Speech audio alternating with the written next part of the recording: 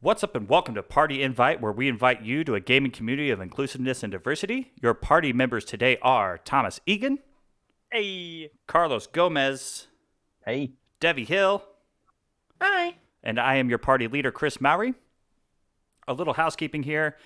We had an unfortunate scheduling conflict with Ray Apollo, and he couldn't join us today, but we figured we'd take the opportunity to let the community get to know us a little bit better. This week we'll have a QTE with Thomas playing Scourgebringer. We'll also have a co-op show of the squad playing Deep Rock Galactic. And if you didn't know, we have a Patreon where you can go and support the show and help us grow. Let's get into what we've been playing, guys. I know that I have not been able to play much of anything, and the same goes with Carlos. But what I intend to play here is this upcoming week is Tetris Effect Connected, the Texorcist, which is a weird text. Texorcist. Yeah, it looks fantastic. It's like a text-based RPG. I don't know. It's weird. I'm stoked to play. Does your character wear a cowboy hat? No, you're a priest. And you in Texas, right? No, text like text. Like you have to type the text out on your keyboard to do things. Oh, the texter says. So can you use your text to build your character a cowboy hat? No. Can you equip bees? You cannot equip bees. Well, maybe. Actually, I have no idea. You've got to unlock that person. Yeah, Texorcist is free on Epic Game Store right now. So if anybody's into text action games, which I didn't know was a thing, that's free on Epic Game Store right now. I'm also gonna dabble into some Goner 2. Carlos, you're in the same boat. We've both been very busy. Have you been playing anything? And if not, what are you getting into this week? Yeah, as far as that goes, I have dabbled in Rocket League. I dabbled in Rogue Company a little bit early this week, but other than that, I've been very psyched to play Gears Tactics. It's downloaded on my Xbox. It's just waiting for the weekend. Sakuna of Rice and Ruin just came out recently. I am gonna pick that up for Switch. What is that? Yeah, Sakuna is Matata. Sakuna Matata. Yeah, it's exactly what you think it is. No, it's a side-scrolling action RPG that has some farming elements, sim elements in it. So it's got a farming, little bit as in crop farming. Yes. Oh, okay. Yes. Not grind Sakuna, farming. No, it's Sakuna of Rice and Ruin. So that tells you maybe. So what you're growing farming. carrots. Yes, exactly. Root veggies. It's one of those very Japanese, beautiful, artistic games that I really enjoy, and it's got a really cool collector's edition that's available.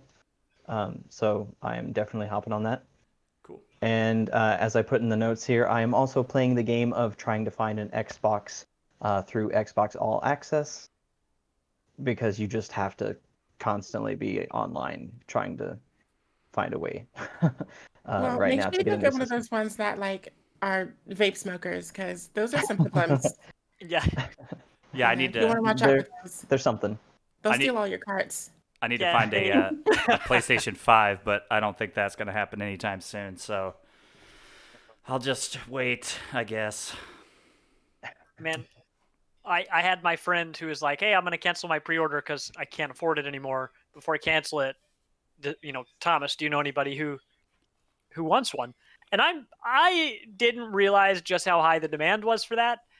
Because my girlfriend had gotten a pre-order. She got the lottery. So, her email was drawn. It said, "Hey, do you want this pre-order?" We said yes, and that was that. And when I went online and I was like, "Hello, Facebook. Anybody looking for a PlayStation?" My goodness. I had people I haven't talked to in a decade be like, "Hey, you still got that? You got just a little PlayStation for me? Just a little bit." And boy, I only had one PlayStation not give away. Somebody still had to pay for it. Yeah, so that stuff's interesting. I can talk about my stuff when we get to me. I'm kind of jumping the gun here. But yeah, I had no idea how. Yeah, my bad. Wrangle me. I'm wrangling. Thomas, it's your turn. It is. Oh, I'm not ready. I didn't come prepared.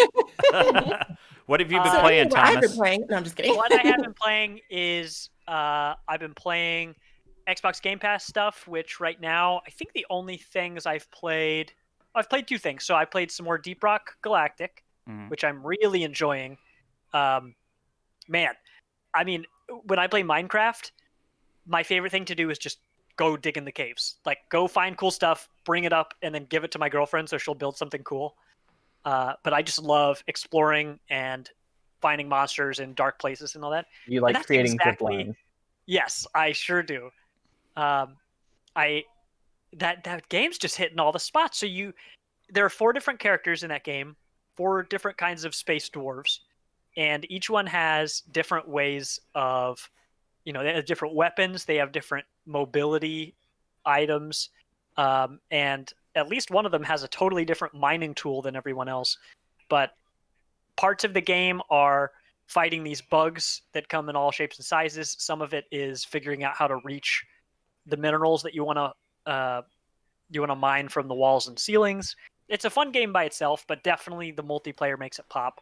So what is the objective? I guess is it? I know you're like working together. Is there different roles and classes, or there are 4 different ones. I forget what all 4 of them are, but the 2 that I've played are Gunner, where you have a huge gun, just a minigun. You have a shield recharger that basically, when you stand in it, make sure that you're not going to die. And on that guy, you have a zip line. It's a really slow moving zip line, but you can go pretty much anywhere. I didn't appreciate that class until I started playing another class and realized that the other classes don't have nearly as crazy weapons.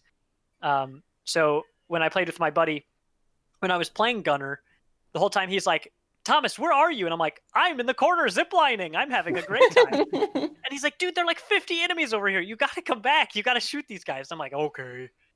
So I'd come back and then I'd go off in a corner and zipline some more. But each level, each mission you go on has a different objective. It's usually collect X amount of this specific material that's in this place. A bonus objective, you pick up some mushrooms that are kind of hard to find or something. Mhm. But that's really it. You dig through some walls, you fight occasional like swarms of enemies, and I mean that's the game. It just itches both of those things I like, which is like exploring, kind of spelunking in dark areas, and then shooting a ton of just mindless bugs, kind of Earth Defense Force style.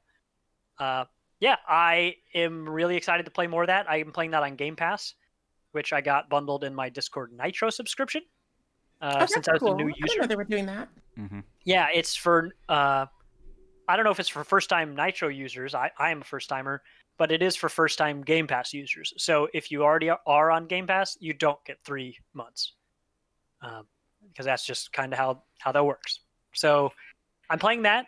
The other game I'm playing on Game Pass is Scourgebringer. Yes. Chris and I did a QuickTime event, a QTE on that, and I really like that game. It's a pixel platformer roguelike. You have a sword that you can slash, you can dash all over the place, and then you have a gun that recharges when you use your sword. The name of the game is Mobility. That game wants you to be moving pretty much all the time. Mm-hmm. I really enjoyed that. Chris and I talked during the video about how other games like Hades, for example, while very good, once you really start progressing, Spelunky is the same way. Once you start progressing, those little short runs that you appreciated become long runs where you're doing much better and you're seeing a lot of new stuff. But the runs, instead of being 10 minutes long, they're going to be 45 minutes long. Yep. And I would say one of my favorite things about the beginning of Hades, for example, was those short runs, even though it meant that I was dying all the time. So in Scourgebringer, it's nice to have fresh, short runs on that, experiences on that, Mm-hmm. because I could pick it up right after we're done podcasting, play it for 15 minutes, and be content. and probably get a couple runs in. And I really like that. There's something refreshing about picking up a new roguelike where you're definitely dying all the time and doing badly, but it's got nice short runs. It's just super bite-sized. But yeah, it's standard roguelike stuff. You get little things that upgrade you between each run. When I got into the game, the very first thing I thought was, man, I really wish I could deflect these projectiles they're shooting at me. And when I died for the first time and went to the area where you can look at your upgrades, literally the first one I saw was, hey, now you can reflect projectiles. Yeah. So it seems like there's a lot of stuff like that where, I mean, there are a ton of upgrades. You can see 6 of them when you start, and there are probably 3, 6, 9, 12. There are probably 24 more, I think. It sounds a lot like Risk of Rain, if you've ever played that. Risk of Rain 2. It's pretty much the same thing. What's really neat about it is that the difficulty depends on how long it takes you to clear an area. There's a constantly going timer. And so you'll start out on like very, very easy or whatever. And then as time progresses, and you can spend all the time in the world that you want on a level before challenging the boss. And you have to go, loot the area and get your upgrades so that you can be more powerful, just like a Scourgebringer, to face the boss. But you can basically face the boss whenever you want. But the longer you take to complete the game, the harder it gets. And so the constantly going timer goes from easy to medium to hard to very hard to insane to impossible to I see you to I hear you to I'm coming for you to eternal laughter. And then once you get to eternal laughter, it's just ha ha ha ha ha ha ha ha ha ha ha, like all the way until you're dead. And it's incredible. When you feel OP, you feel OP. When you get all your upgrades, you just blast through everything. You could be on the most insane difficulty in the world, and you just shred through everything like paper. It's awesome. Yeah. But when you're weak, you can feel it. So Yes, it sounds a lot like Scourgebringer. That's the thing about Scourgebringer too, is that it really like starts off very difficult, and you feel it, and you're like, damn, this is hard, and then it immediately is like, hey, you're not doing so good. What if we just gave you all this stuff on this run? Oh, doesn't that feel better? And then like it like slowly kind of adjusts to, if you're like really struggling, it'll help you out. And I kind of like that in a roguelike, because like so many of those are just brutally difficult. It feels good to succeed, so they at least give you a taste of like, hey, here's what doing well looks like. Right. Yeah, I like do like that game. It's a good game. It's a good game. Been playing that, Phasmophobia, Apex, all the good. How's season 7 of Apex? Don't get him started. Oh my gosh, we'll be here for 5 years. I want to know. The map looks awesome. Game. No, and it's the they're 17th. they're absolutely right. I gotta wrangle myself here. Okay. You could just let me know. Yeah. Or no. Just It's good. In the comments below. No, I'm just kidding. It's very good. The map is very big, and they added vehicles. One thing to note: you cannot run people over in vehicles. Tried that a few times. But the new map is great. Everything feels really good right now. I still barely know the map, but the game feels awesome. What I will say, they changed the way the battle pass works, and it seems bad. It seems not good. They made it just dramatically harder. Like, they made it hard enough that on the either first or second day of the season, they immediately made a patch to make it easier because it was just too hard. You were never going to level up your battle pass. Like, this will be the first battle pass in like 5 seasons that I'm probably not going to buy. I mean, I was already worried I wouldn't be able to play enough to level it up, but I didn't really worry about that last season. I knew I wasn't going to level it up. But this time, it seems like even if I did pay for it, even if I did play a lot, that I still probably wouldn't hit the cap. I mean, I played with somebody. All right, moving on from Apex Legends before we get off on a wild tangent here. You're right. You said wrangle me. I warned you. Yeah. You did. Game's good. Okay. Debbie, what have you got for me? What have you been playing? I have been playing Rogue Company. The end. We have for today. And that's a show. And that's the show. Roll credits. No, but I have been playing a lot of Ninjala, of course. I'm still super obsessed with that game. Rogue Company I'm getting a lot more into now. I tried ranked mode for the first time ever. And a lot of the old tricks that I'm used to pulling in unranked mode, or I guess normal mode, don't work there. So I still have to get used to the sort of meta, the mindset of the ranked mode. But I'm trying to work on my mastery with the Lancer character.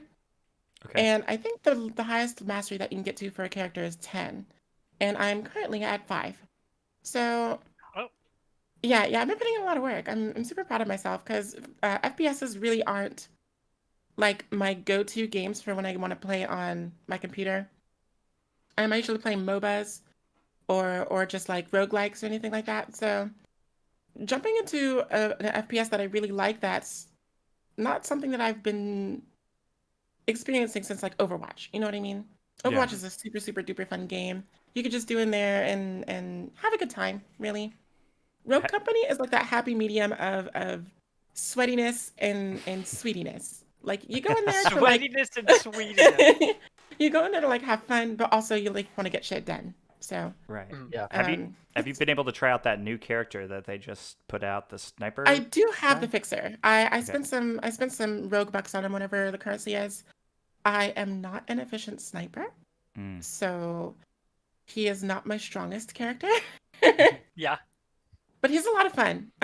Gosh, his personality is so good. I don't know who is responsible for bringing him to life, but kudos, A+. I like the personalities in that game. That tutorial that you do is hilarious and fun. Yeah. I really enjoy it. Great. Dima is fun. Freaking Dima sounds like Borat. He does. He does indeed. But other than that, I haven't really been playing much. I did download Godfall last night. So I have the Ascended version. I'm going to be all decked out and stuff when I finally get around to playing it. It's going to be a lot of fun. It's definitely right up my alley. I really enjoy hack and slashes and beat 'em ups, which this is, but like with a looting element. Looter It's style. like Borderlands with fists and swords. So I'm good on that. I'm really excited to try it out, and I will be doing that later tonight on my stream. Shameless plug. Yeah. Twitch.tv at Sovereignton. Yay, okay, well, cool. Yeah, I have a ton of questions about that game and been seeing some stuff on it, so I'm interested to see what it is, what it's about, how it's received, because there's not a ton known about it. It's kind of one of the mysteries of this next gen launch. Wait, don't forget about that Japanese battle royale thing. The who what? Japanese That- battle royale. Oh my Japanese gosh! battle Oh my royale. god! How did I forget about that? Okay, so Naraka Blade Point. It is so good. It is so good. I could talk about it forever, and I only played it for 4 hours. What is That's how this? good it is. So it is a new battle royale set in the feudal Far East, and it's got parkour elements to it. So like the movement's very, very swift. You can double jump and like vault over everything. Okay, Doors and windows are destructible. And go ahead. It has what elements? Parkour. Oh, okay. Parkour. I thought you were saying a similar but definitely different word, and I was like, have I been saying it wrong this whole time? Oh yes, parkour. Like, indubitably. But no, it's got it's the movement in it is so swift, and you have grappling hooks as well. So while you're vaulting and Hear that, diving and Carlos? dipping, dodging and dodging, you're also grappling hooking, and it's just so cool. You feel so empowered and fast. It's great. It's so smooth, and the combat is like Soul Calibur. So in Soul Calibur, you have vertical and horizontal strikes, which can be dodged by dodging to the left for vertical strikes or ducking for horizontal strikes, right? The same principles apply in Naraka Blade Point. So you can duck a horizontal strike and then counter with like an uppercut or something like that. Like a sword per cut. A sword per cut. Yep, Yeah. that's it. A sword per cut. You know, it's going in the dictionary. It's fine. But there's also a paper, scissors, rock system to where normal attacks can be nullified by focus attacks, which can then be nullified by counter attacks, which are then circumvented by normal attacks. So the combat is super deep. Movement is very swift, and the environment is gorgeous. Speaking of shiny games, like it's so pretty. And it's So only in closed it's- beta. Well, it It's was in feudal closed beta. Japan, but it's shiny. I wouldn't say Japan outright. It's definitely Far East inspired Okay. because there are definitely a bunch of like Eastern like denominations. So you've got like the Tibetan monk, you've got the Japanese onmyoji healer, you've got like a Chinese assassin, just an Indian. I don't know what she is. Character. She's very like stealthy. I don't know how to play her though, so I don't know what to classify her as. If she's an assassin or is she just like a control lady? I don't know. But very a lot of denominations of Eastern cultures there, so it's not strictly Japanese. But Okay. it's a lot of fun. It just exited closed beta on the 9th, I want to say. And I don't know when they're coming out with a new one. The Asian closed beta is going to be happening soon. So if you have a VPN, give it a try. Yeah, just watching you play it, it was. I mean, you're absolutely right. It was stupid pretty, like eye-bleedingly pretty, and it's like the Like best. Silk Road Perfect World pretty, if that gives anybody an idea. Yeah, Black Desert Online pretty. yeah. Okay. Like it really reminded me. I think the best way I could put it is that it's a finesse battle royale, because you think of just shooters as being battle royales, but there's so much finesse to it. It kind of brought me back to when Phantom Dust was originally like in preview, and people were interested in the OG Xbox. Like it sounded like that exact concept of how you play and how you run around this kind of open environment multiplayer. Yeah, that I really want to see more of that game. I'm super excited to see where it goes. Like the instant stopped playing the game, I tweeted out to them. I said, "I love this game. Give me more, please." My only issue is that uh, voice chat is mandatory toggle instead of having an option to push to talk.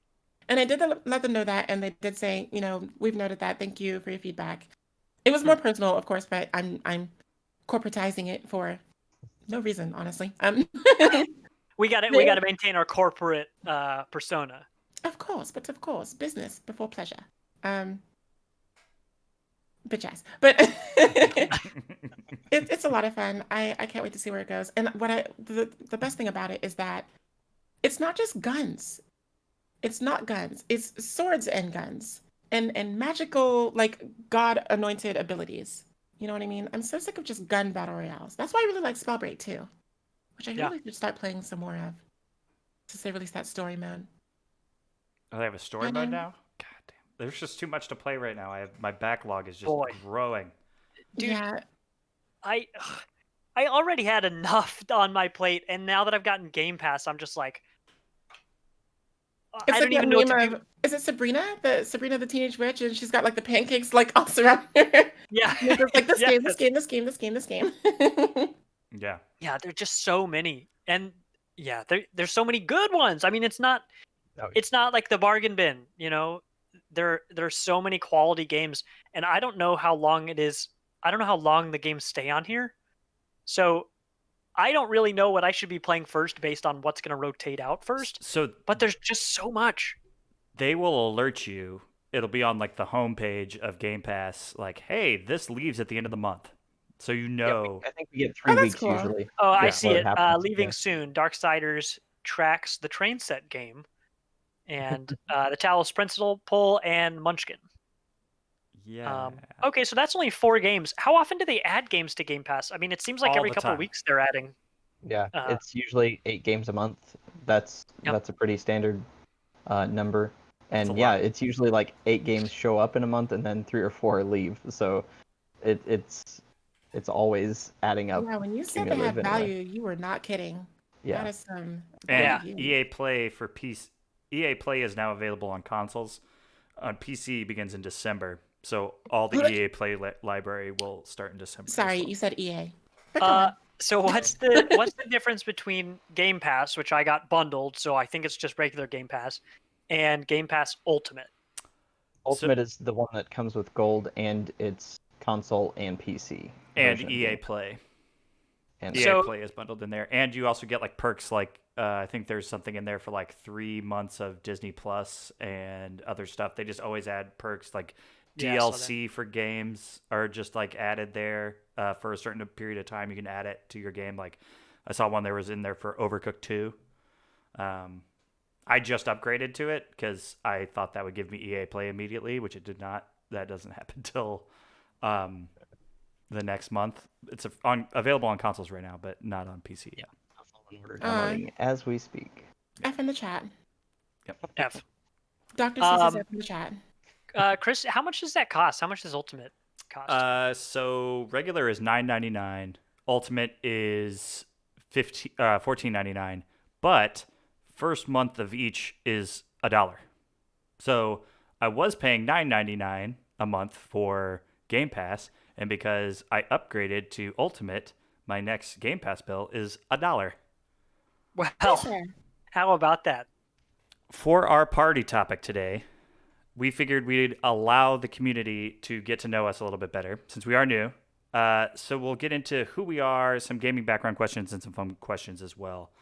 The perfect time to meet your hosts. The second episode. That's how we do it. We're real on top of it. Well, first is worst, second is the best, as they say. That's right. If you're not first, you're last. I'll go ahead and start. I'm Chris Mowry. I've worked in the music industry since I was 15 years old. That's the time I booked my first show.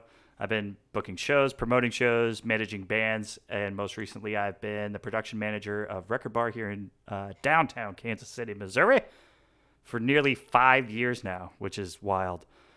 Yeah. And that's what I've been doing for a large part of my life. But another large part of that is gaming. I've been gaming since I was a very, very young child. Pretty much my whole life, there's been some sort of game, something around. So that's me. Devi, you got anything for me? Well, yes. I am Devi at the end. Moving on, Carla. Bringing it back. No, but so what I do is, I'm Devi, by the way.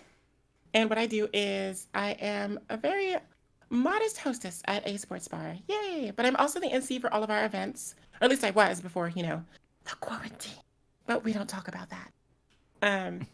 It's a lot of fun to MC the sports events there because we do like raffles and merchandise giveaway for the Chiefs because woo, go Chiefs. So we give away like shirts and mugs and scarves and blankets and a giant fireball sign that glows up and it is a clock for some reason. We have a whole bunch of prizes that we always do at every Chiefs game. So it's really cool.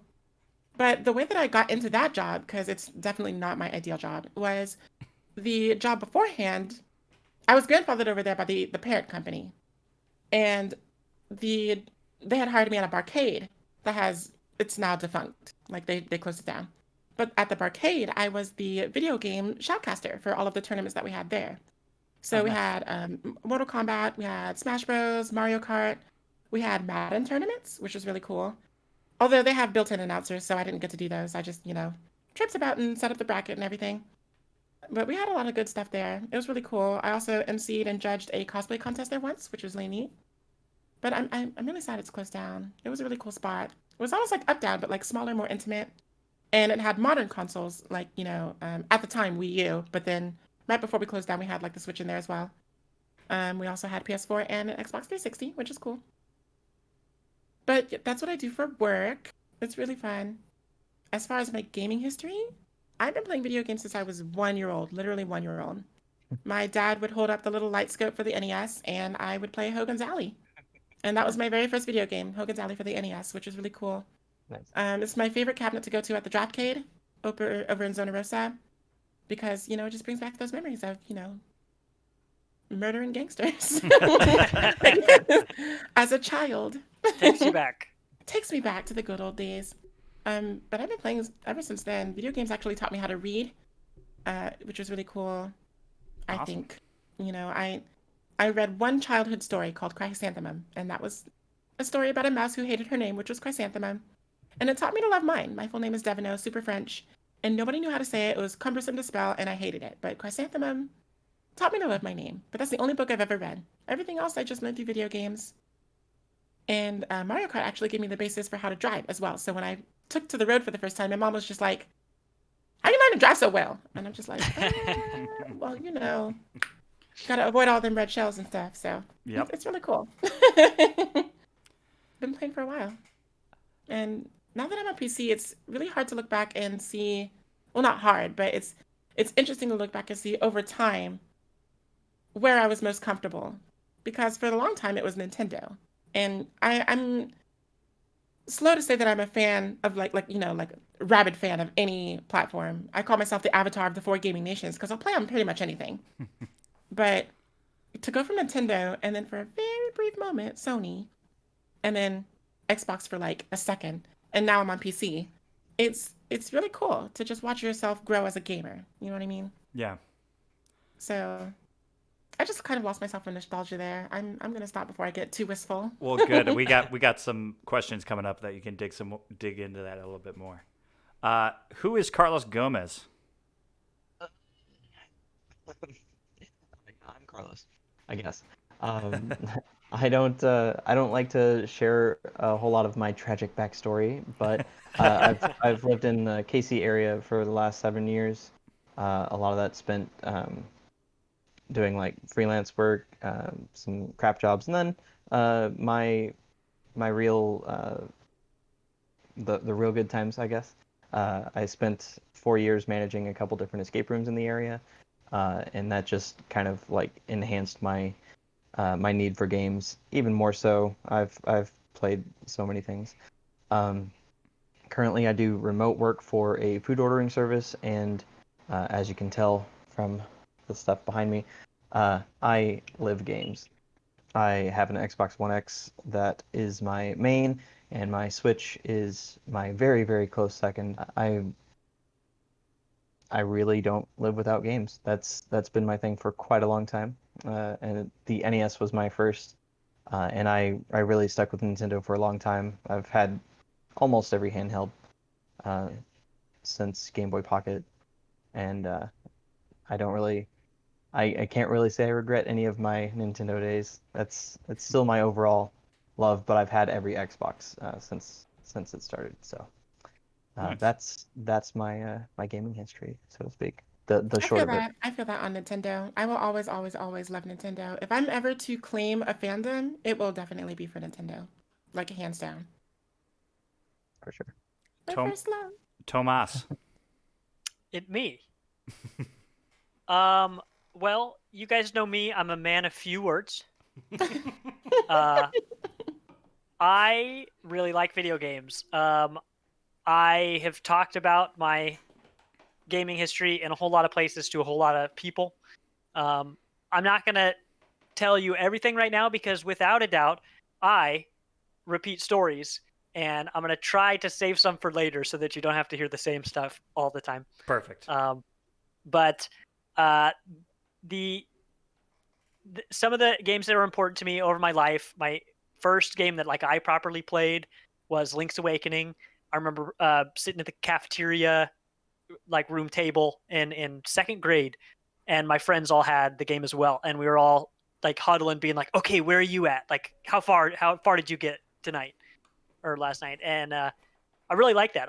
It was what I now love about video games, which is not just the games, but it's sharing those experiences with others. Like I absolutely love playing, but I even more love having shared experiences with other people, whether that's talking about the games we love or playing things together, like Deep Rock Galactic, like I was saying, or with streaming. Whether I'm the one streaming or I'm just hanging out and chat with somebody. 2020 has really shown us that the internet is a fantastic way to stay connected with people, and games are no different. I've played more multiplayer games this year than I ever have, and honestly, this year's been a pretty good year. Uh, I mean, the world may be on fire, but the thing that I love is as good as it's ever been. Um, some of the other games that have been important to me, I remember uh, Majora's Mask, like changed my life. It was a game that dealt with consequences and dealing with the end of the world in a way that I had never experienced as a kid. Like it was a game that felt like it treated me like an adult, and I appreciated that. I remember playing Halo 1. Went to my best friend's place across the street, and I remember seeing that game. I was like, "This is the most beautiful game I've ever seen in my life." And now you look back on it, and it's like, "Oh man, That sure was 2001. Yep. But we played that game on co-op, and so that's another example of having a shared gaming experience. And I love that. I mean, that game, same as Majora's Mask, absolutely changed my life. Played RuneScape, World of Warcraft, both with friends, same story.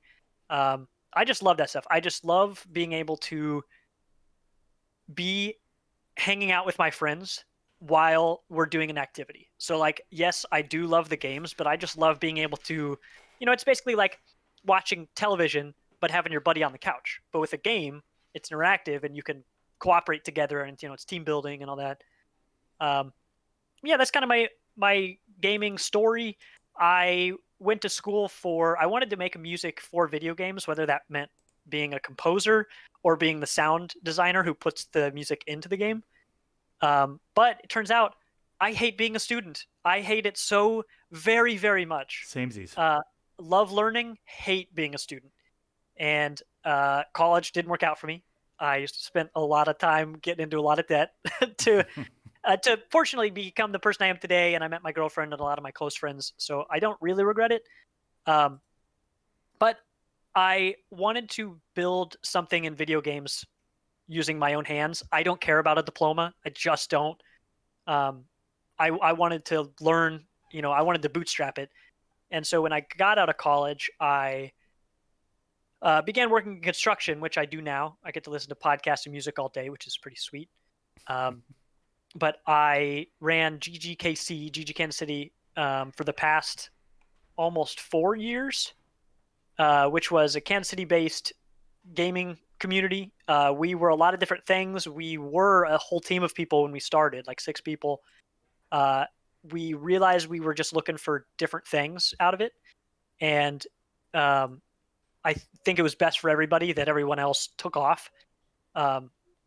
Which, like, in retrospect, I think all of us dodged a bullet. It's one of those things where it's like we all wanted it to succeed so badly, but that doesn't mean it's going to work. You can want something all day, but we couldn't figure out how to make it work as a team. I love doing team stuff, and that wasn't it. I don't have anything, like, I'm not going to tell you anything bad about my old partners or anything. It's just we couldn't figure out, everybody was playing DPS and we needed some healers and tanks. Mm-hmm. But so we did that for a long time. And then it was, for the past 2 years, it was me running the ship at GGKC, mostly in the Facebook group. Well, all of that stuff is rebranded as Party Invite now because we're a whole team and it's not just me. Yeah. And it's really exciting to be working with a crew that I like and can trust, and we're all hustling. And this is a lot of fun. This is only our second podcast, but we've been, it was a lot of work putting all this stuff together, and I am so excited to do it. Like, I just love it when the work is the fun, like when the passion is the hustle. Yeah. So, ditto.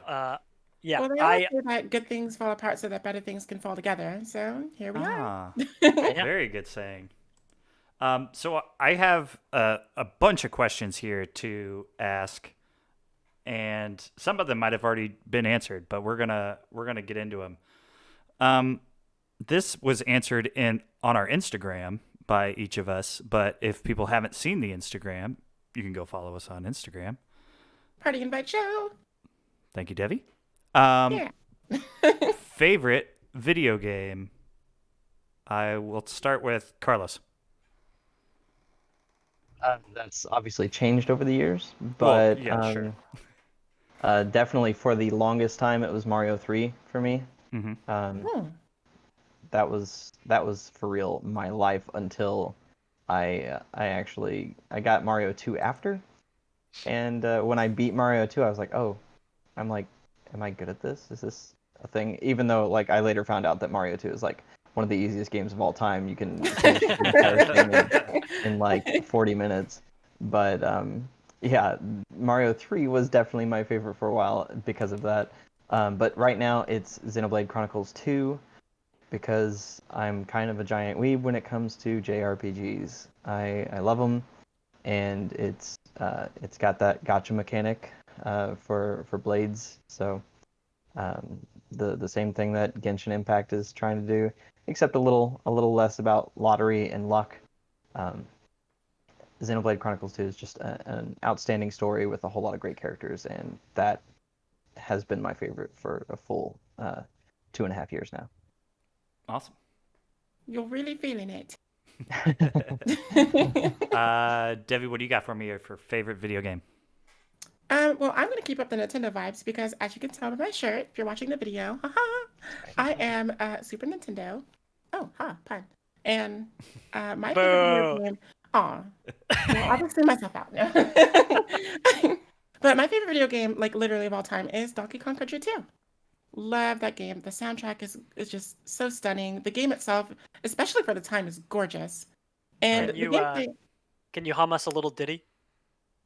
Oh, well, my class is the bard, so let me do my best here.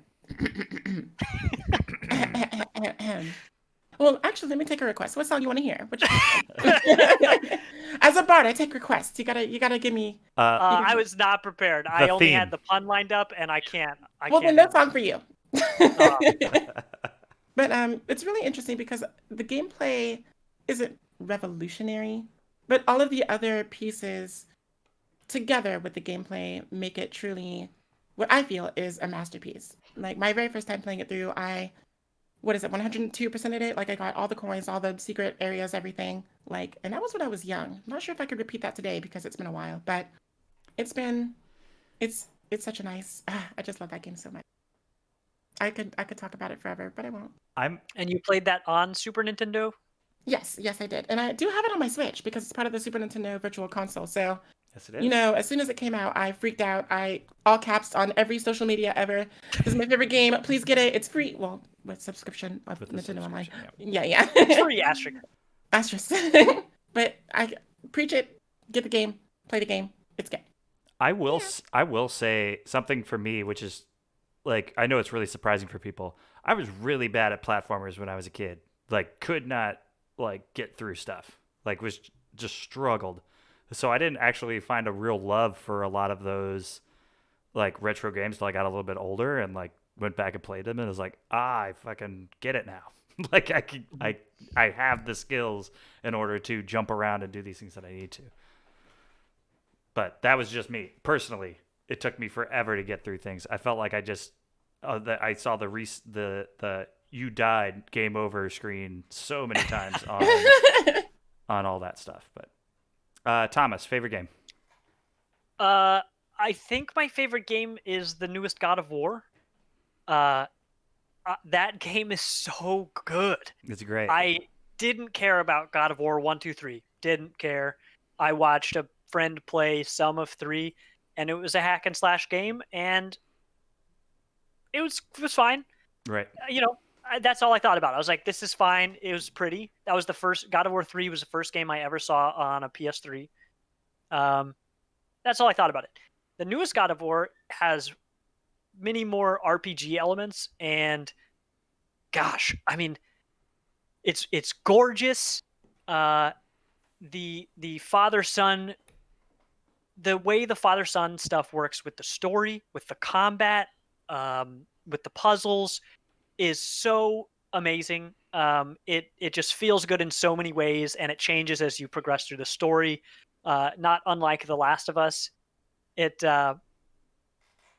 really can hit you close to home because it feels like a story you're not used to seeing. Like how often do you see a father-son story, right?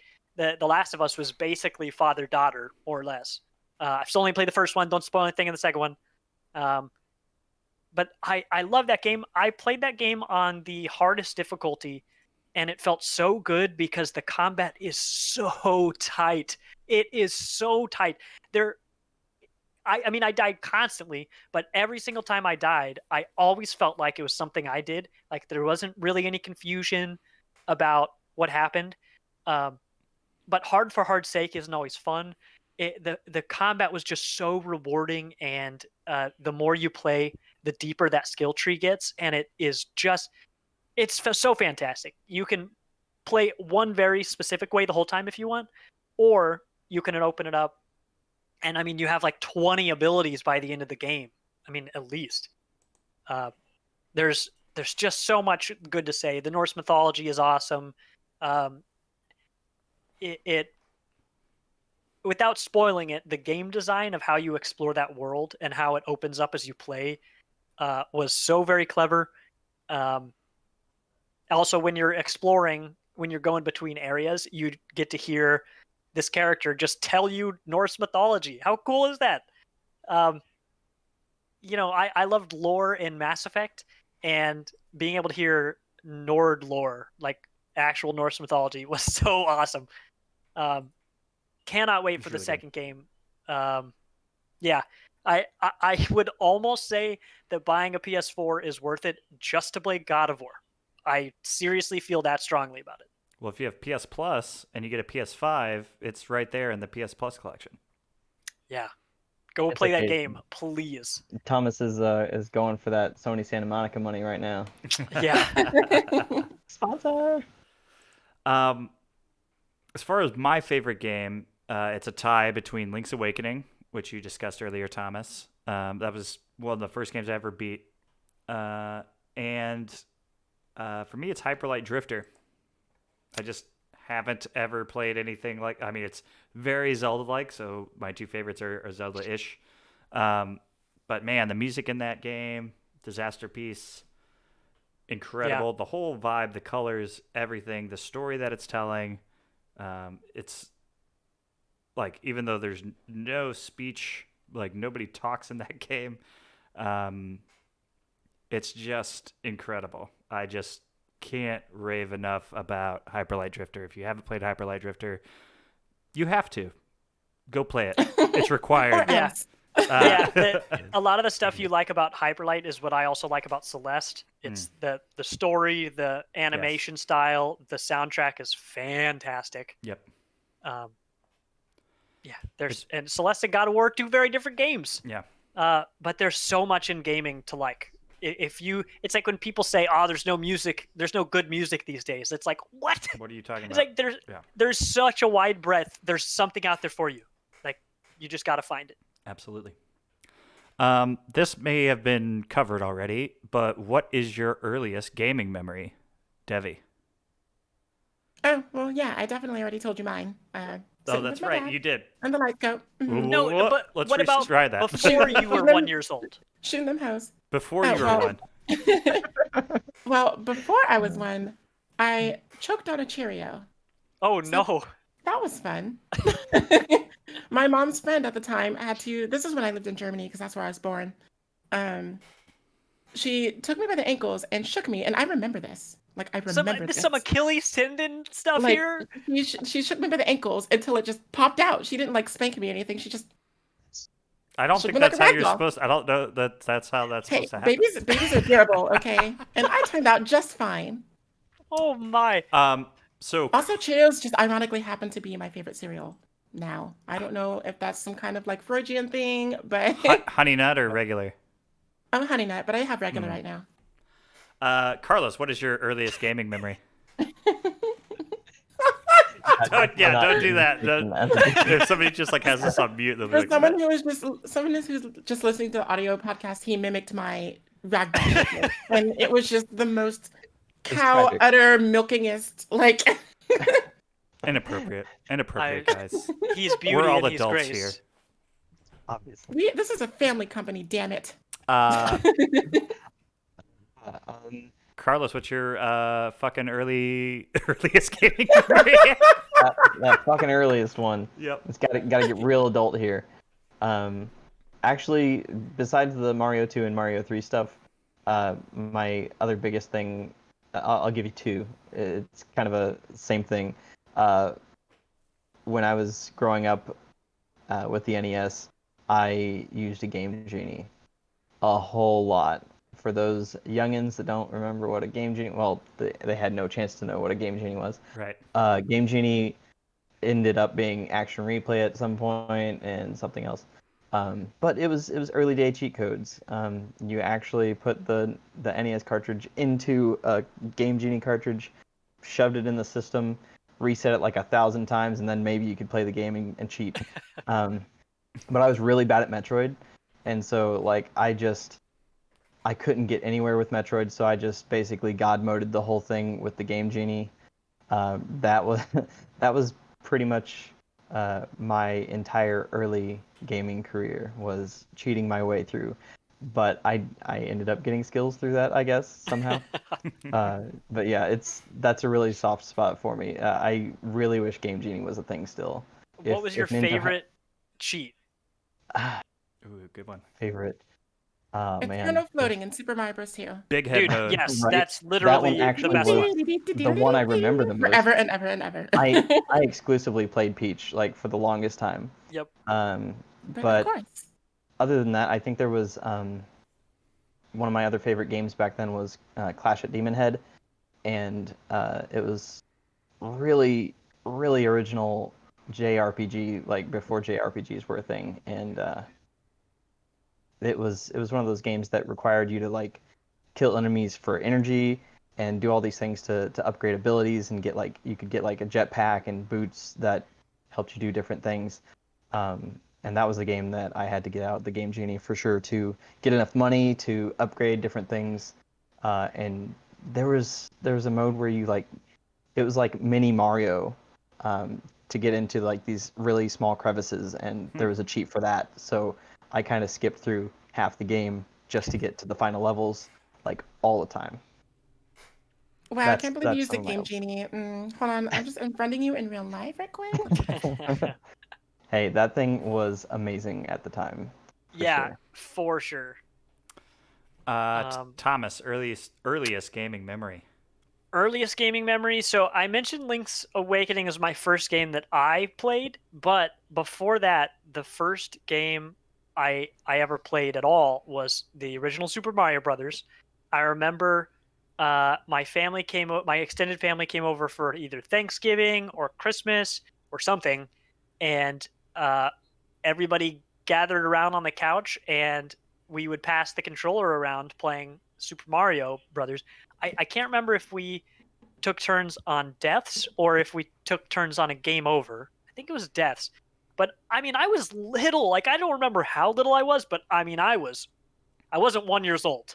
But but I was very young, and I remember that was the first time I would play, and like I was better than the adults. And I remember being like, I'm pretty cool. I'm pretty good at this, and and that was fun. I mean, of course, all the parents are grown ass people, so that really lit my fire, because I was just like, well, if I'm better at them already, and this is pretty much the first time I've played, then here goes. Like, what else can I do? Right. So really, I remember the pride that I felt by, like, they'd be in Bowser's castle, and I'd be like, let me try. Yeah, me too. And I'd win. Yeah, I was such a happy little kid playing that game. Flash forward to today in your Spelunky speedruns. Oh, you Tragic. just step and then get crushed by a moving block. The end. Like, thumbnail of me with my head in my hands. Just... I think for me, I'm trying to remember which one came first, but I remember visiting my uncle in Branson. Me and my dad were visiting him down there. He was doing some theater down there, and he had whoever he was rooming with had a Nintendo, and we played Duck Hunt and Mario, and it was like, this is so cool. I don't remember how old I was though. I remember it was just very, very young, because we also went and saw Johnny Cash, and I only remember one part of the show. So I was young enough to not be like, hey, this is really cool. Yeah. And it is either that or the other side of the family, the uncle unearthing a Atari 2600 from the basement and us playing like Missile Command or whatever. I think they had the ET game. I'm like almost positive. Yeah. Yeah, but like playing all those old games with my cousin. Me and my cousin for a long time would just always, like, every time we're getting together around the holidays, be like, all right, what are you playing? What's going on? What are we doing? And all that, just all throughout our childhoods. Mm-hmm. What was your first console? Whoever wants to go. Kind of ties into our earliest memory. You know what I mean? Yeah, it was the NES for me. Yeah, because it's the same for me too. Yeah, I sure did love that game, Genie. That's the truth. Lucky For real. kids. I had a Game Boy. That was me. Unfriending. And then I didn't get another. I didn't get another one until the PS1. So it was a long period there where I was just hanging out at friends' houses playing their video games. Yep, it was NES and then Game Boy because I played Link's Awakening non-color, but a couple of my friends had the color version, which besides looking cool, had an extra dungeon at the end, the color dungeon. What? That's Man. actually so cool. Yeah. It is. It was cool, but I'm like, man, it just didn't any fun. I don't want to talk about that. Gosh, I I was remember pretty my first Game Boy salty. Color. I got it for Christmas for my mom, but what's funny is it came from Santa, right? From Mm. Santa. And it came in a lovely, lovely, durable carrying case, and it came with the Game Boy Color version of Tarzan, which is actually nice. pretty fun, honestly. Considering I like Donkey Kong Country I think 2, I I'm not played surprised. that. Yeah. But it all came bundled together, nicely wrapped from Santa. Tell me why I opened the gift and the carrying case has a giant Blockbuster label on it. From Santa. And Just so I ain't go, right. Santa loves Mom, Blockbuster. why does my present from Santa say Blockbuster? And she's just like, oh, don't you know Santa owned Blockbuster? Yeah, that belongs to Santa. I mean, that would That's be a all. That's smart move. his little elves. You know, they just work behind the scenes and everything. They sell your movies and whatnot. You know, and that's exactly what my mom sounds like, by the way. Oh yeah, like quick as a whip. Yeah, they own Blockbuster. Mhm. They all up in there. Like, That sounds right. I have three more kind of questions we can expound on, and then there's some rapid fire fun ones. First game soundtrack that comes to mind. Celeste. Because I'm already thinking about it. Carlos? Sonic Adventure 2 Battle for me. Ooh, Sonic It's Adventure. much good. Yeah. Yeah, Sonic Adventure 2 is so good. I listen to it literally weekly, if not every other daily. I Sonic have a Adventure Spotify playlist. is that the Dreamcast one, or what is that one? Sonic Adventure 1 and 2 were on the Dreamcast, yes, but I specifically played, my exposure to it was Sonic Adventure 2 Battle for the GameCube. Mm. And that's actually my second favorite video game of all time. Oh, Because it's just it's so much fun. It's a blast to play. Cheesy voice lines, so cheesy. Oh my god. I'll make you eat those words. But yeah, that's one for me. Carlos. Yeah. The first game soundtrack, it was Celeste for me too. But as far as stuff that I could go back to, obviously the Halo soundtrack, that was very formative for me. But also just most recently Wargroove and Cadence of Hyrule. They are the two that I actually have on my current Spotify playlist, and I Cadence of can Hyrule is so listen to them anytime. It's so good. Dude, the main menu music for that game, Yeah. play that at my funeral. Like, it's so good. I just want to leave it on forever. Like, I think, no kidding, I think that's my favorite main menu music I've ever heard. Gosh, it's so good. Yeah. I'd say for me, it's gonna be a single track that comes to mind is the Super Mario Land for Game Boy, Stage 1. Such a bop. And then like full soundtrack that comes to mind is is Mutation, which just came out last year or 2 years ago now. It's a great adventure game, but it just has like the best like instrumentation like soundtrack I've ever heard in a game. It's incredible. Like they have stuff that's very like relaxing and meditative, and then there's a character you meet that had a punk band when they were younger, and the punk band is called Riot Girls, and so they make up 3 or 4 punk tracks that are just like if you go and turn on the record player, that's what it plays, and it's like it's so awesome. It's such a cool. What game is that? Mutation. Mutation. Yeah, I still What's that need to for? check it out. That's cool. it is so good. It's on everything. I think it's on Apple Arcade. It's on PlayStation 4. I think it's on everything. It's an incredible game. Short. I'm not big on adventure games where you're just like clicking on things and doing stuff, but you also like build these gardens where the gardens like are each seed is like tied to a musical instrument, and so as the gardens start growing, they like the music changes. It's like it's just otherworldly. That's cool. When did that is that really game cool. come out? Like ballpark? It was my game of the year last year. Oh, shoot. Yeah. That all sounds great. That and Disco Elysium were right up there. Mutation. Yeah, M-U... let me make sure I'm spelling this right. Oh, is This that like the one of my that I favorite games thought ever. was Mutiazone? Yes. Yeah. Oh, jeez. There's a whole bunch of different ways to say it, but the Well, Italian... yours sounds better than Mutiazone. The Italian in the office says mutation. So Yeah. it is Okay, yeah. Mutazione. It is amazing. The game is incredible. I'll never forget It's playing it. interesting that you use. Oh, sorry, go ahead. It was just the first game I ever got to review, and so the fact that it was so good and so like emotional and like everything was like, I could not have asked for a better game to be the first game I got to review. I didn't get to review like Barbie Horse Battle or whatever. I got Mutation, which is like the best, like one of the best indie games I've ever played. Chris, can we have you someday review like a Barbie horse battle game or like Hello Please. Kitty Island Adventure or First, something? it needs to be developed. The Barbie horse battle needs to be created first. I mean, But it has it's- to be on the Unreal Engine. It has to. What's them fighting My herds? Little It's a lot Pony like one. that. It's a lot. Yeah, It's a lot Oh, like Fighting them Herds. Fighting Herds, yeah. Which started out as main 6, which is really cool. But then there was like a whole bunch of like copyright issues that got in the way. But Lauren Faust, the creator, I can't remember her exact credit to the show. Pretty sure she's a creator, but she actually helped them design the new characters and everything. So good things fall apart, so better things can fall together, right? Good callback. Yeah. You have to pick one game from the past that gets a complete remake from the ground up. What game is it and why?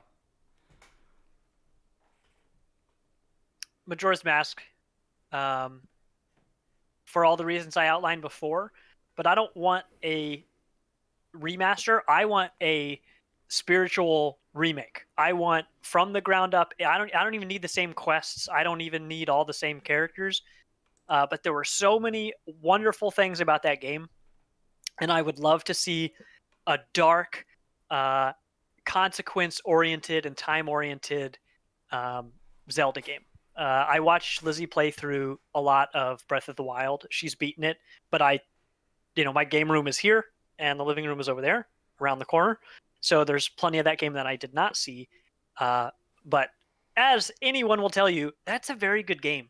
Nintendo's really good at making Zelda games, turns out. No way. Yeah. And I would love to see what they could do today with a dark Zelda game. I mean, on one hand, they're doing really well with not dark Zelda games. So this is why it's a genie wish and not what I think they should actually do. But boy, I sure like that game. And I would. It's not like there aren't other games like it or tons of other games that people could play and enjoy similarly. But that game is still just so unique to me. And I would love to see what the fans of that game would make if they wanted to make, if they wanted to make it in 2021. Devi. Mine has already been made. Ooh, It is Streets of Rage. Streets of Rage 4 is such a love letter to the Streets of Rage of the past. And Streets of Rage, the original, not 2 or 3, but the original is my 4th favorite video game. We're learning so much about me. That's the whole point. But 2 and 3 they never really sat right with me as like sequels. I'm not really sure why. But then like 20 years later, here comes Streets of Rage 4 by Lizard Cube, and it revolutionizes the game while also remaining faithful to the source material. Like they abandon the pixel, the sprite art, whatever, for actual hand-drawn animation. And it's really stunning how everything is like so fluid and comes together in that way. It looks really good. They really chose a good art style for it. And they introduced new characters that didn't overshadow the classic characters, one of which is the daughter of Adam Hunter named Cherry. And she's super cool with her red dreadlocks. You know what I mean? You know what I'm saying? Gotta get that representation. Not that I have locks, but the music in it is just astounding. I also have that on a playlist as well. So sometimes I'll be bopping that while I'm streaming because it's really good music. And what's really neat is that they have callbacks to the original as well. So if you meet certain conditions when you break an arcade machine, you'll be transported back into a classic level with a classic boss. And it'll have the sprite art and it'll look like it's coming from a CRT. Right. So it's a really interesting callback to that. Carlos. Yeah. Mine also was already mentioned, but Clash at Demon Head. Clash at Demon Head came out in 1990 out here, and I think all I have to really say about it is that as you said before, like so much time has passed that so many more things can be done. This game could be something completely absolutely batshit insane because the game back then was. I'm gonna give you this little thing because I read the wiki like every 6 months. I just go back and read the wiki in my nostalgia. It just gets me into a mood. So the main character that you play is Billy Big Bang Blitz. Yeah, baby. And as this says, he's initially armed with a handgun. Various upgrades can be purchased from a shop until he gains the ability to perform various powers by collecting force. And no shit, like it throws in all kinds of totally copyrighted things. It really it has this character called the Hermit that literally imbues you with force. This feels like DBZ before DBZ was really a thing in the US. Yeah. It was probably the most Japanese game that could have come over here back in 1990, and I think right now it would be like a Shonen Jump video game now, except like 10 times crazier. Like just think of all the anime tropes that you can think of and expand them into sci-fi. It's got one of those, if you look it up, I'll probably just like flash it on the screen, but the cover art is hilarious. It's like perfectly 80s. It could have fit on a sci-fi or a fantasy novel at the time that it came out. Yeah, it's one of those games that 30 years of progress in video games could do so much for. Mine, I'm surprised Debbie didn't take, and I'm glad you didn't. Super Mario Strikers. Let's go. Ah. You talk about that one a lot. You It's so were hyped good. about that. It's such a good game. If they did a rebuild or complete remake of that, that would be fantastic. Either that or I'd take Legend of Zelda Oracle of Seasons. They can ages doesn't matter. Yes. Oracle of Seasons. Yes, please. Those were made by Capcom. So How are you going to have such a strong opinion? We'll talk about this later. Oh, both of those games are good. Seasons is the one that stood out to me anyway. What is your gaming guilty pleasure? So this is a game that you know is a bad game. You know it for a fact because everyone has told you that it's bad, and you know it's bad. It's broken, but you still love to play it. I've thought about this one, and I really don't know what my answer is. Really? You don't have a game that you know is like, this isn't very good, but I do like it? This is like the same thing if you have like a guilty pleasure that you listen to music, like music-wise, and you're like, man, I hope nobody sees me playing this. The game you appear offline for. Yeah. Or just change your profile name. Right. We'll come back to Thomas. Thomas doesn't got one yet. Carlos, you have one? Yeah, I do. It took a little bit of fighting in my head to officially make it, but it's a really bittersweet experience. But the Lord of the Rings, Fellowship of the Ring, and if you think that I'm talking about a movie-based game, you would be absolutely wrong. It is. It's the game on OG Xbox that nobody really played, but it was one of the jankiest RPGs you could create. Even I think it released 2001 or 2002, and it was just hilariously bad. Like character models were were hideous. Every quest was so dumb. There were broken quests that you literally just could not progress, and you couldn't progress through the game because of a myriad reasons. I don't even think I completed it. I probably played it 30 or 40 hours. Got very close to completing it at different times, and I would just restart whenever glitches would be so bad. It was not really a good experience, but for some reason I was very attached to it, and I think I just will always hold on to that. Like, they kind of inspired a little bit of hope before the movies came out. It was really funny. That's a good one. Devi, do you have? Oh, Thomas has one. Okay, I'm actually gonna say this. This is tough, but this is the answer I'm gonna give. I thought Fable 1 was a good game. Then I watched Lizzie play it after I was very excited and was like, "Oh yeah, it's gonna be great." No, the combat's not gonna be that bad. You're not doing very well. Hold on, give me the controller. Oh no, it's even worse than you told me. It was bad. It was really bad. And now I'm having trouble convincing her to play the second one because like I lost all my reputation. Right. That game, Oh, no. the combat in that first game is really bad. In my mind, I'm like, oh sweet, I remember doing some cool stuff. I mean, I think that the second one was cool, but I mean, do I remember the right thing? I mean, how rosy are my rose tinted glasses? Right. So yeah, I mean that's kind of a a throwback me revisiting my past and just discovering that No good. things have changed. Yeah. I mean, the quality, the base level of quality you expect out of a game is sure a lot higher these days.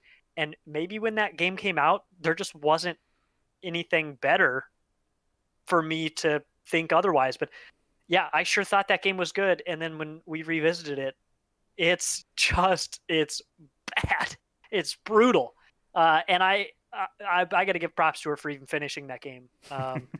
Even when she went to fight the final boss, dude, it was terrible. I mean, she had to look up the boss fight has these, among other things, these pillars that appear out of the ground, and you're supposed to hide behind them because he shoots a projectile at you. But the projectile hits the pillars and has a big explosion radius, and it's huge. So yeah, you hide behind the pillars, but you still get hit anyway. So then you spend the rest of the time being like, well, if that didn't work, what else am I supposed to do? The final boss also has an ability that just hits you for a massive amount of damage. Anywhere you are, it's totally unavoidable. There's nothing you can do about it. That's a bad game mechanic. Sounds awesome. That sounds terrible. Yeah, the game's just full of stuff like that. And maybe anybody hearing this right now, if you want to play Fable, Don't. maybe the second one's better. Maybe just start with the second one. Yeah. Yeah, they're on Game Pass. Oh, there you go. Devi, I think they're on Game Pass, right, Carlos? Yeah. Yes. Devi, do you have a game that was really bad that you still enjoy? Guilty pleasure?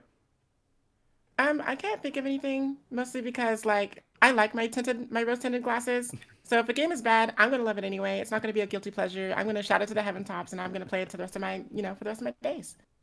There you go. Like I really nothing comes to mind. The closest thing I can think of to a guilty pleasure, quote unquote, is like any of the modern Sonic games, because they get a lot of flack, because of the fact that they're modern Sonic games. But you know what? The gameplay mechanics are cool. It's just the fact that they're Sonic games that makes them Sonic bad. Forces? That's true. Sonic Forces was a step forward. Except for like discounting Sonic Mania and Generations, it was a step forward. But it was still pretty bad. Was Sonic Heroes a decent game? Oh yeah, it was really good. Heroes was good. Okay, I remember kind of being bad and confused at it, but I wasn't sure if that was me or the game. So It had the switching mechanic, so I would say that Adventure 2, Heroes, Colors, Generations, those are probably, and Mania, of course, are going to be like the best Sonic games that you can play, like modern, quote unquote, Sonic. Actually, you know what? I will put Sonic Forces as my guilty pleasure because I like that game. And all Sonic games have super good music. That's the only thing that they constantly kill all the time is their music. It's stunning all the time. They never get that wrong. But yeah, so I guess Sonic Forces. Yay, we got there. My guilty pleasure are the always broken, always horrendous WWE 2K games. That's a great answer. They are very bad, but Hit him with the chair. yeah, something about it is very nostalgic for me, and I'm like, I'll wait till it goes on sale, and I'll wait till they fix some of the bugs. Oh, they haven't fixed any of the bugs? It's $10, whatever, like that kind of thing. So now that we've gone into those in-depth ones, we'll get in some of these rapid fire ones, and I have a feeling I'll know how a few of you are going to answer these. We are going to go around in a is that clockwise? That's clockwise. Yep. Clockwise circle here. Thomas, CRPG, JRPG, or Western RPG? Western RPG, 100%. Carlos. JRPG, no doubt. Devi. It's a tie between Western and Japanese for me. Ah, very nice. I'm going to go CRPG. Very big fan of that lately. Mouse and keyboard or controller? Devi. I mean, it's a tie. I know they're boring answers, but like I said, Avatar of the Four Gaming Nations. I play everything, so it's gonna be a tie for me too. Carlos. Controller. Yeah, for sure. I definitely had a lot of mouse and keyboard as a kid, but nothing feels as good as the OG Xbox Logitech wireless controller. Right Well, there. maybe if you have giant hands. I have tiny, dainty princess hands, so that was a Yeah. bit clunky for me.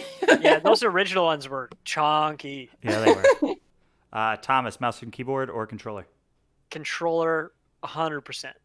I love the feeling of those sticks.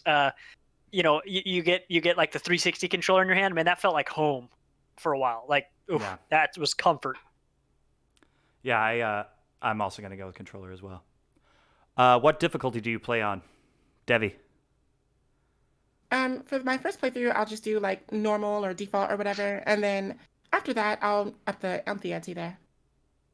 Carlos? Same. Yeah, I think the only stuff that I ever really pumped up to hard or crazy are the OG Dooms and Duke Nukem 3Ds, because it was just a really fun time getting that higher difficulty. Thomas. I like it hard. Is the short of it. Phrasing? If not the hardest difficulty, then the second hardest. I really love a challenge. I don't mind losing, dying, repeating. But if I really, really like the game and the combat is great, like God of War, max that sucker up. Because I'm probably not, like, I usually only plan on playing a game once.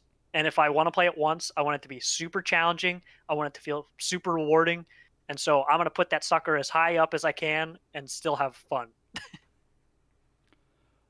Sounds like a slogan for Viagra, not to, I mean, like.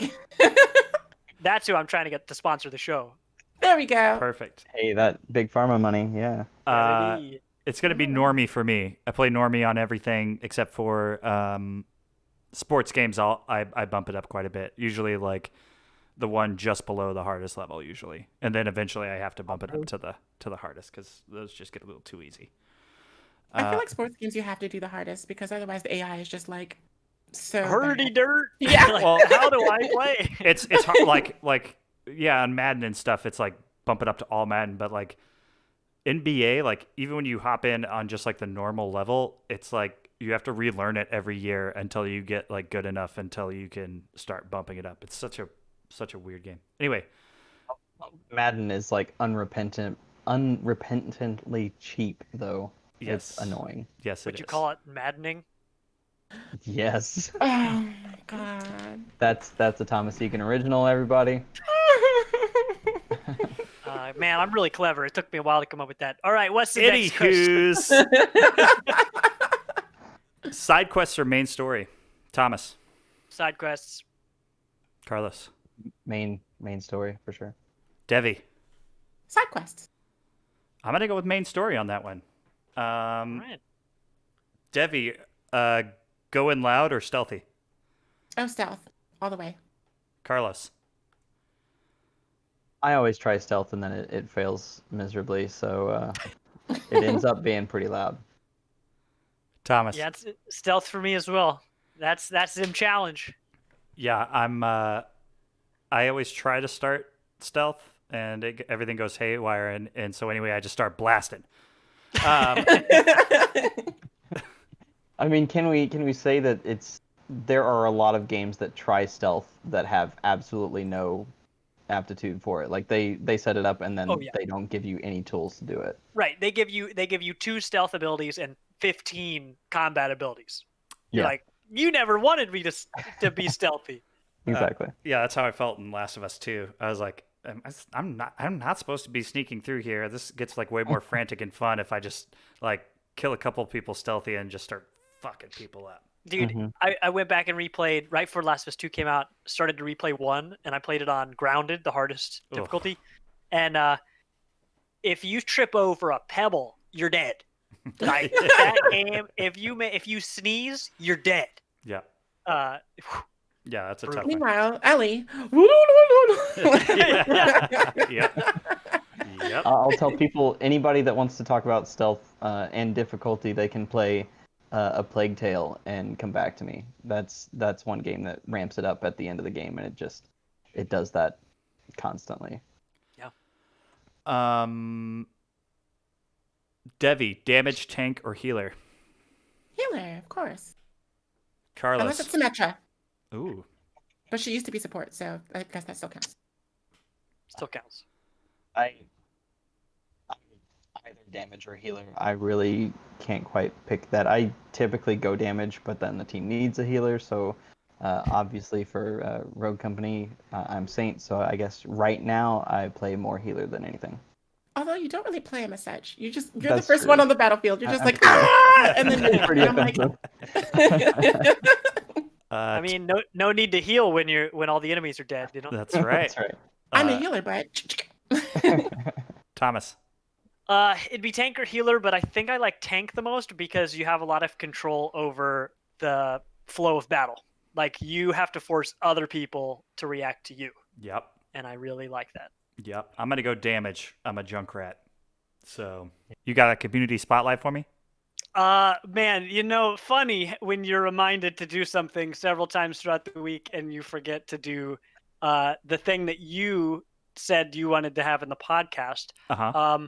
So, funny thing. And then I forgot to put it in the notes until like 2 minutes ago. I completely forgot about it. To be honest, even though I haven't talked about it at all on the show, and I'm going to have a lot to say next week, right before this recording, I got my PS5 in the mail and unboxed that, just put a video up, which hopefully by the time this is live, you've seen.